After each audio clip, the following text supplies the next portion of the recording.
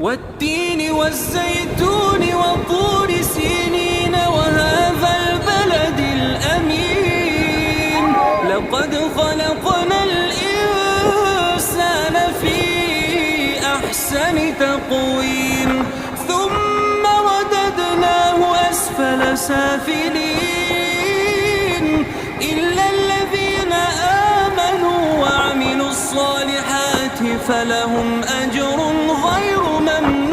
ممنون فما يكذبك بعد بالدين أليس الله